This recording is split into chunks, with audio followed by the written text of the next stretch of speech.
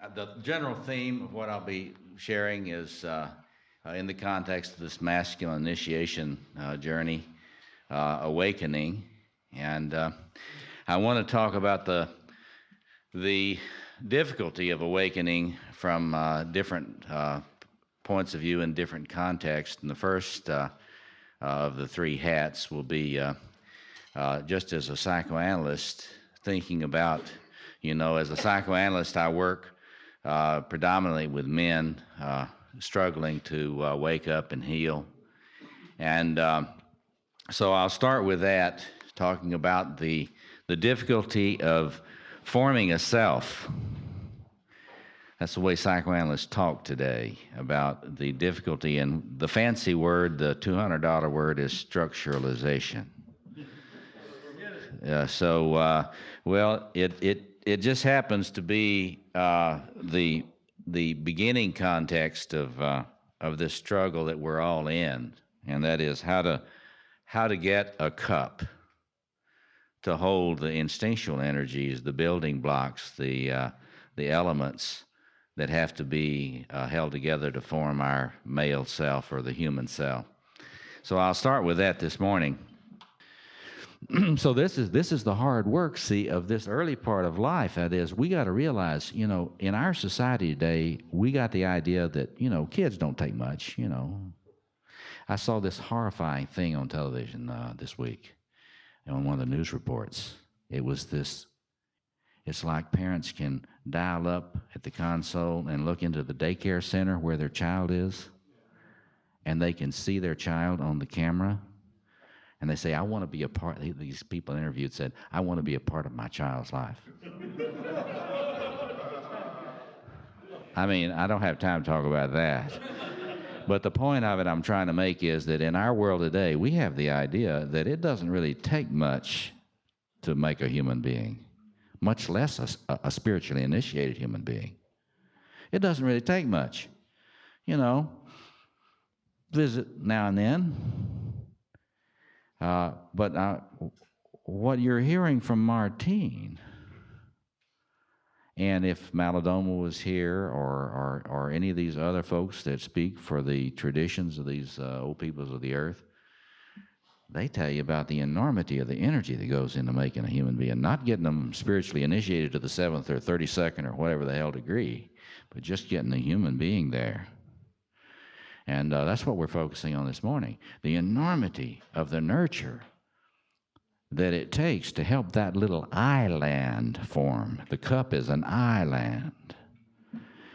And it has got to be able to carry your aggression when you need your aggression without having it break your cup. You see? I mean, you got to be able to stand in the fire of your aggression. John Lee here, facing the fire. Thanks, John. You got to be able to stand in the fire of your aggression without having it break your island.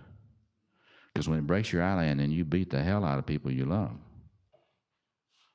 See? And so you follow the logic of what I'm saying there. It's like nurturance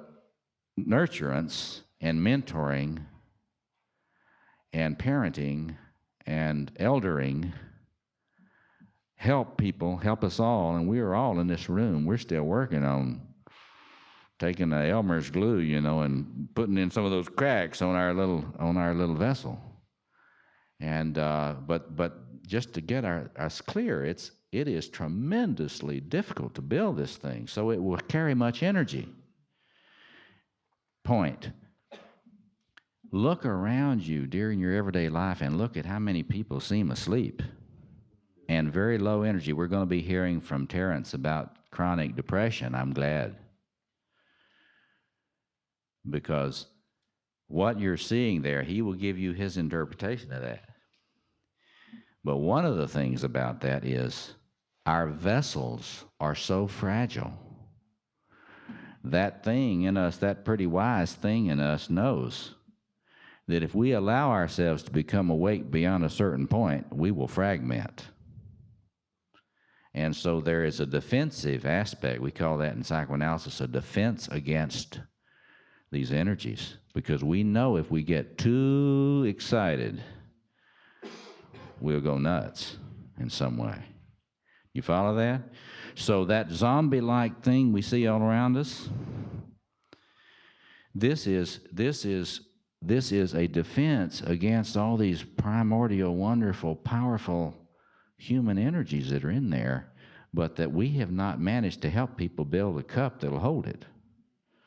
So, if you're a person that is sort of bored with yourself, you need to interpret that. I mean, you need to start thinking about that. What's going on here?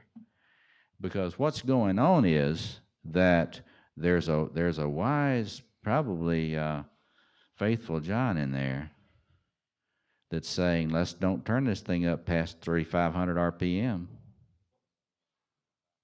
Because if we get this thing beyond 3,500 RPM, it's going to blow.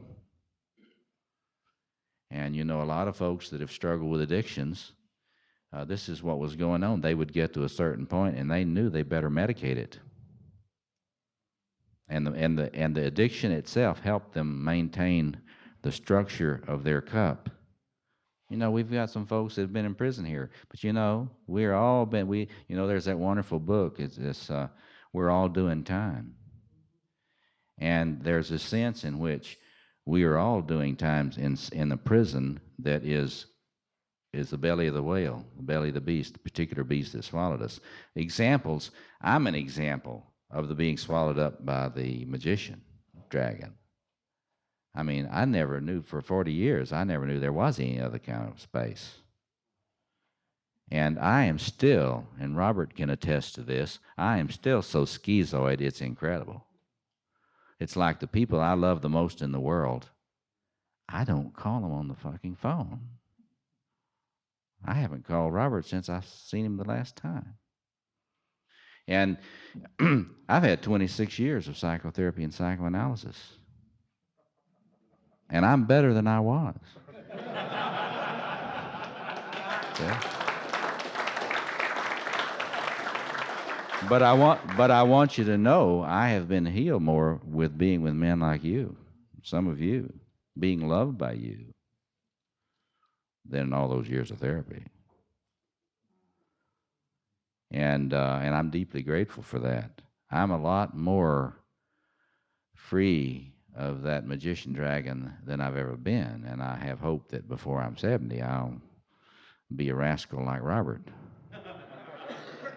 But anyway, so I'm one example. An example of a man eaten by the aggression dragon is somebody that can't control his aggression and is getting arrested for his aggression.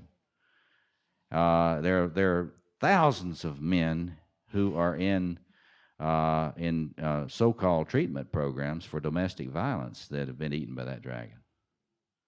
And they are considered to be evil men by many of the people in the establishment who do not know that it's not that human man that comes out and does that to the family. That's a dragon doing that to the family. And they have no idea. These men are shamed, and they are, the people are taught not to. The people are taught not to be nice to these men and not to take a therapeutic attitude toward them because they are so evil. If you're nice to these men, you will be colluding with them. And I haven't got time to tell you what I think of that. But the point is, do you think that we will make them have a more secure cup to handle their aggression by shaming them? I don't think so. I don't think so. But anyway, any man here who has had an addiction to struggle with has been eaten by the lover dragon. I always admire you men that have had that much lover energy. But you know what it's like to be in love with a bottle or in love with a substance or in love with sex to the point where it destroys your family life. And so on. A narcissistic personality disorder is eaten by the royal dragon. He thinks he's the fucking son of the universe, Really, he really lives as if he is God, and cannot understand it when people do not kiss the ring. See, and feel very comfortable when they cannibalize you, Because for a narcissist, for a narcissistic personality disorder, there's no such thing as your rights. There's no such thing as your boundaries. Everything you have is mine. And we have many of these. They rise to the top in professions. They rise to the top in business. They rise to the top in government. So that's just an example, Peter. I mean, but the point of it is that our job, the beginning part of this whole initiation thing, we have to help boys and girls have a cup before we can introduce them to the higher mysteries of spirituality and so forth. Now, why is that? Because look, we have this wonderful birthright. All the traditions teach it. This wonderful birthright of this incredible fiery gold energy. Yoga, all the yoga traditions are all about fire and how you relate to fire without being destroyed by it. Kundalini in simply one form of it. But it's all about fire. Uh, Practically every spiritual tradition understands that. Incredible energies. But those things are those are extremely high voltage. I mean, that stuff is so powerful that if you touch that without basic, foundation work, all it does is fry you and turn you into a psychotic. And you see a lot of these spiritual energies coming in through people who've been deeply wounded. I mean, one of the things I tell people about borderline personalities, there's a lot of hate of borderline personalities in the mental health community. Part of that is that, a borderline personality, their cup is so cracked that these spiritual energies can come right in through the personality. And they're uncanny, magical, spiritual energies that come in through the borderline, and it scares these secular mental health professionals.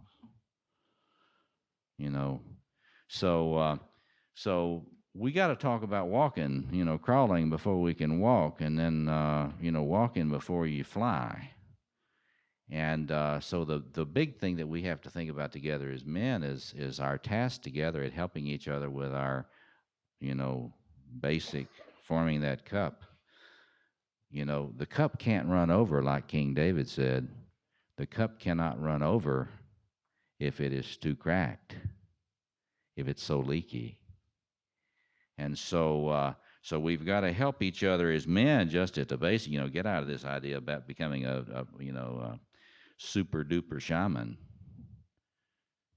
First thing, we just got to have something that'll carry our basic man self, our basic men energies without breaking on us and having us do something, becoming lost. The whole idea of soul loss that has been talked about by so many healers. You lose your soul when that cup breaks and parts disappear. So one of the things to do, in your basic work, is to figure out what is happening to your cup, your struggle to firm up your cup, so we can get it full, so it can run over. What's happening to cause that? And what parts of your soul have been lost because nobody helped you build that cup? That cup doesn't just happen. You have to have help building that from all kinds of people. And we've given a lot of young people, we've broken their molds that they were started. Here they are, they're sitting at the potter's wheel, they're making a wheel. We come in. And we don't get that there's something serious going on here. I mean, they have to pot this thing. You can't give it to them. Somebody can't give you a cup. And so we have to, that's where the respect of the importance of what these young males are doing, these young females, these boys and girls, they are working on this. And, regaining some sense of reverence about this, the importance of this potting they're doing, to form that thing. At a conference I went to recently, it was the first time I'd been in Little Rock for years and years and years, and they had a can you believe they're actually Jungians in Little Rock, Arkansas? I couldn't believe it. It blew my mind totally. I thought there were only Baptists down there. But anyway, they had this conference, and they had this some really insightful people. They had sitting right out in front of the conference hall, like right out here. They had this very beautiful woman artist sitting there at a potting wheel potting bowls, and I thought, my God, what an incredibly true statement about all the words that we're going to follow. But anyway, so let me just finish this and we'll open it up. Let me just say a couple more things about this. So the very first thing about awakening, we got to realize why it's so hard to wake up. Why it is so hard to feel. I tell you, there are so many men that are bored with themselves, that are not really interested in themselves. And what we have to understand there is that they have never been helped with that cup, that bowl, to the extent that if they start becoming interested, then they start to fragment. And they have learned to keep the level of stimulation down. There's a whole area in psychoanalysis now that relates to these levels of excitation. And if I were to work with you individually, I would work with you on understanding what happens to your energy level. How do you stay awake, and how awake can you get before you get crazy? See? How asleep do you have to be to function? You see? And I would work with you on that, and we would map that out. That's the first thing we would do. We would map that out, because that is the shape of your island. The shape of your island, your habitable space as a man, is that territory. And we don't blame anybody. We don't shame anybody. We just have to know what it is. And then after we get clear about that, then we figure out, okay, now what do we need to do to increase the area that can contain interest in yourself? Can even get, and the goal, getting to the point where you can stand being enthusiastic about yourself. Can you hear that? Can you hear that? To be able to stand being interested, enthusiastic, excited about yourself, your life, your world. That is the goal in terms of forming this self cup. And it can be done, and many of you are proof of it. Many of the men in this room have been doing their work, and they can stand a lot more of that energy now than they could 5 years ago. But I got good news for you. The upside is high, gentlemen. The upside is very high. So one thing I always say to men, the biggest mistake you can make is to shoot too low on this. Because what I see men doing is they decide they're finished. And that was as interesting as they would ever be. Well,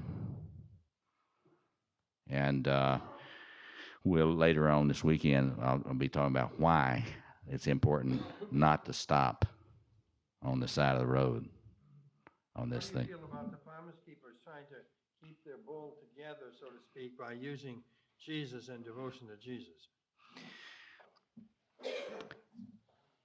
We need to be clear that everybody uses crutches to keep the bowl intact.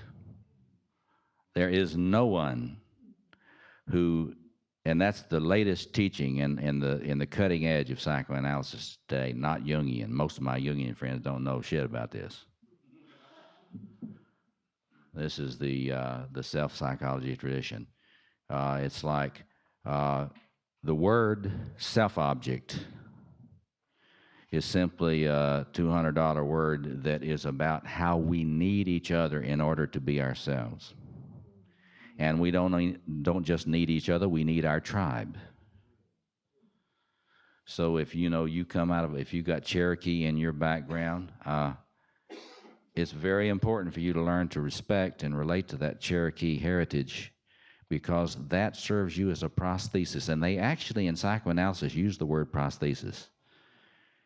That all of these things, building blocks of your culture, your family, all these things are building blocks that help you maintain your bowl.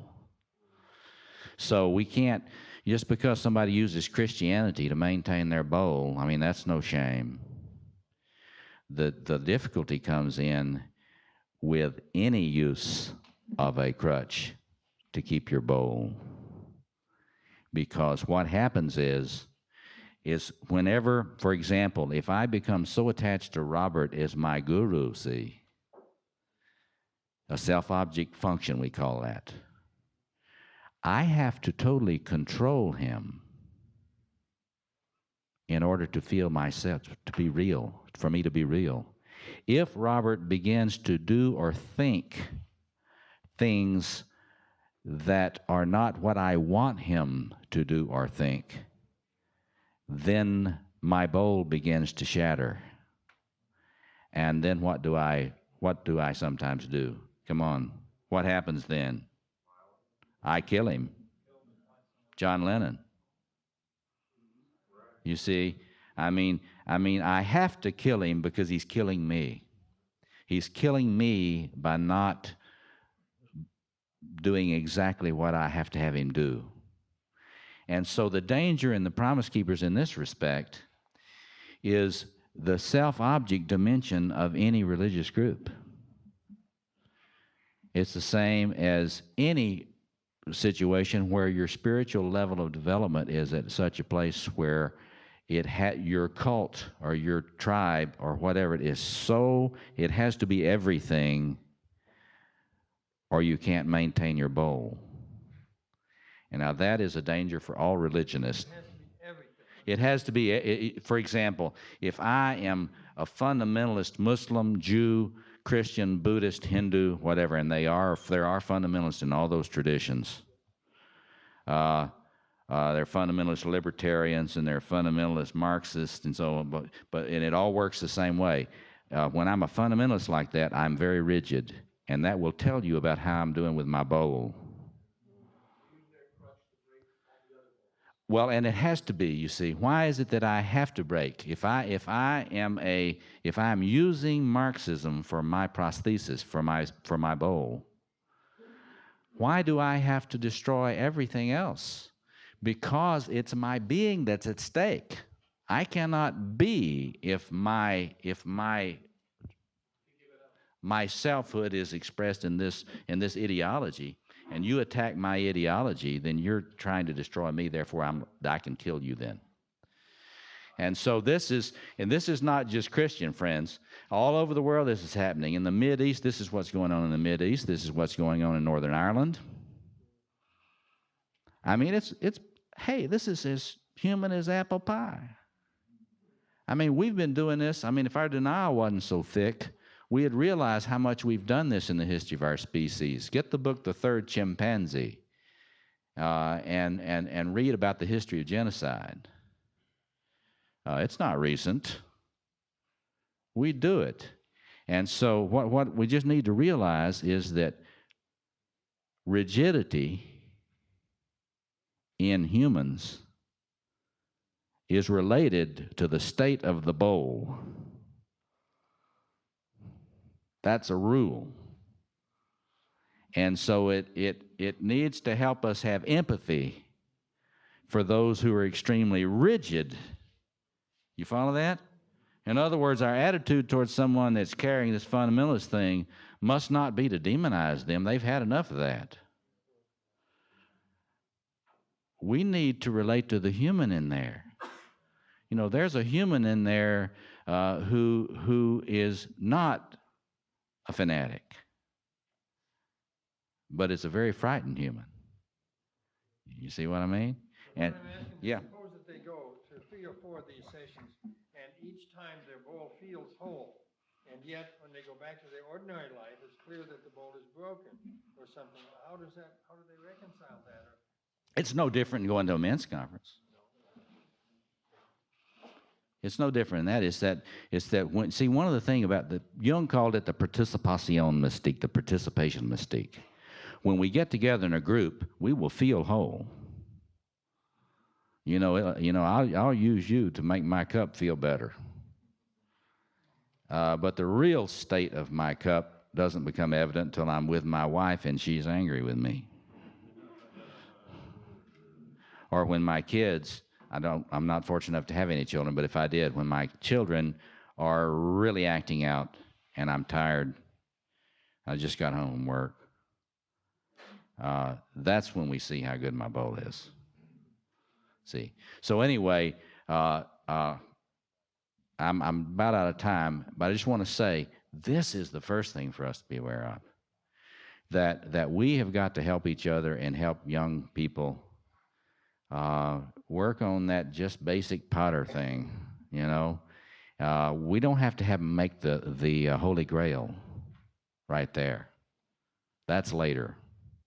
We're going to talk about the Holy Grail tomorrow. Things like that. But hey, they have got to be able to not be overwhelmed by these elemental forces. There's this movie came out recently, The Fifth Element. The cup is the fifth element. The four dragons do not make a self. It is the building of that vessel to hold the human that is the fifth element. And the movie is amazing. It's an amazing Bruce. I like Bruce Willis anyway, but anyway, it's an amazing movie because there is a deep insight that you have to have the fifth element, and the world right now does not have the fifth element. The fifth element, and the fifth element is that centering, that vessel that can contain these primal, what you call archetypal energies. I don't give a shit we use the word archetype, but everybody knows aggression, and everybody knows you can get lost in your mind, and everybody knows you can get lost in your grandiosity, see? And everybody knows you can get lost in your relationships, see? So let's take a couple of questions, and we need to just break for lunch. In terms of the building of the cup, you've been through a number of times very wonderfully describing the self-object functions we gain from mirroring and from what's the one of where the kid sort of melts into the non. Yeah, the merger thing, yeah. Merging. But I think Robert Bly said an astonishing thing, which I love because it agreed with me, in his book, The Sibling Society, where he said, not in so many words, but what you were sort of saying is, well, we have these first 3 or 4 functions. What's the next one? And he said the next one is nature. Mm-hmm. For 2 million years, from the age of 3 to the age of 12, 90% of our input, sensory input, was seeing nature. Yeah. Stars, lakes, frogs, birds, and now 90% of our intake from 3 to 12 is bullshit. Television. Indian movies and computer. That's right. That's right. Yeah. So it's a toxic diet. And you're talking all about television doesn't nurture. Television doesn't see the beginning island. See, it's our job. What's our job? Our job is when we're with. It doesn't matter whether the guy's 80 or whether he's 8. We need to know there's an island in there. And we need to befriend that island. We need to be allies of the island. And we need to support that island. And television is passive. I mean, it feeds you a poison, and it does not see you. You're supposed to see it.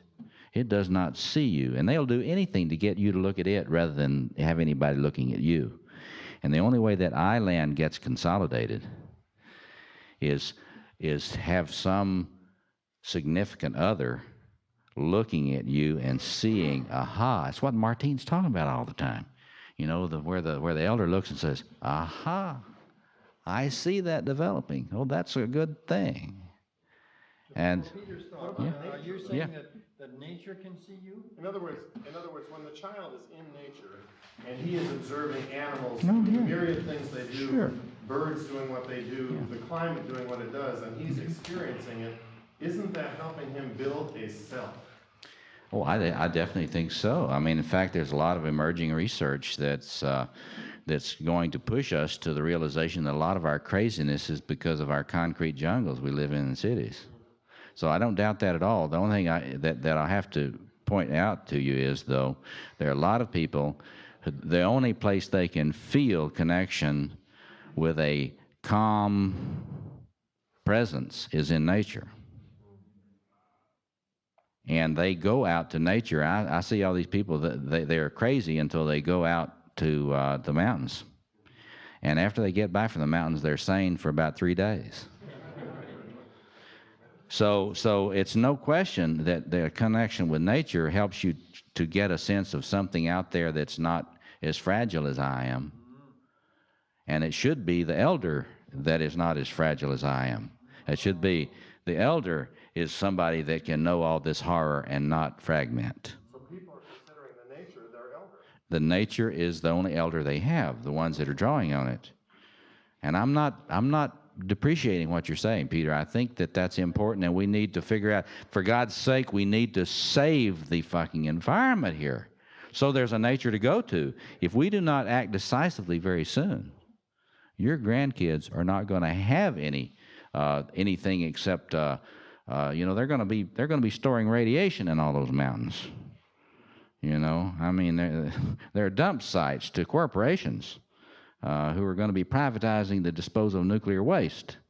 I mean, so we got to understand that we got to preserve nature, but it's no substitute for a calm, centered presence of an elder who has seen the horror and is not thrown in the towel.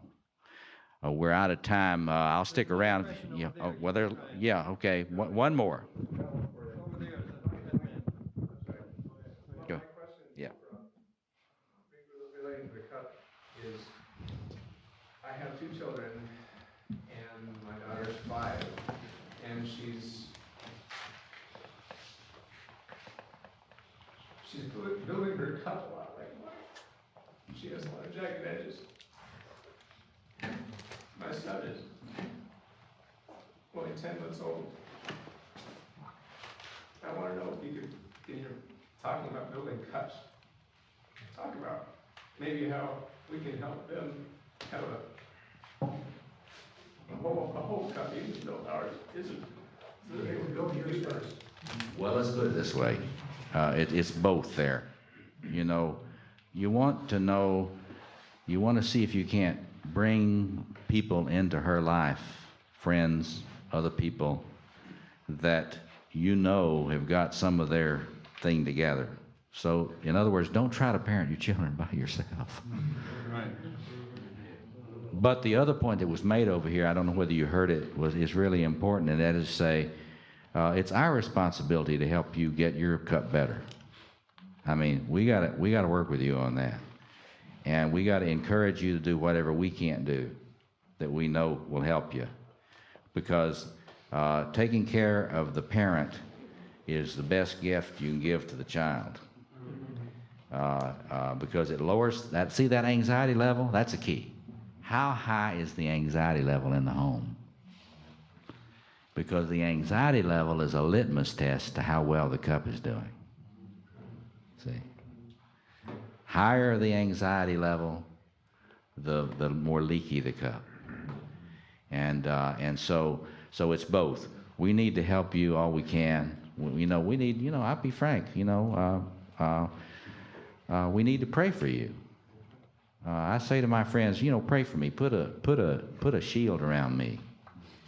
Help me build my shielding against all the crap that is in me and trying to eat me, both within and without, and so on and so forth. But you get that, get help for yourself from as many of us as you can, and then bring some beautiful people into their lives.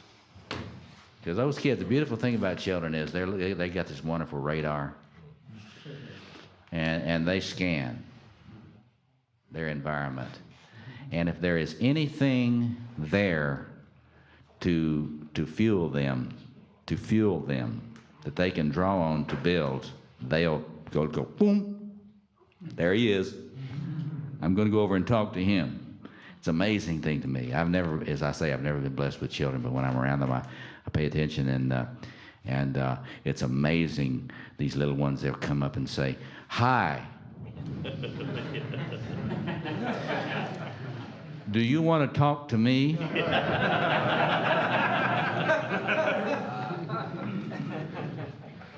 And there it is right there, you know. All right, I'm ready now.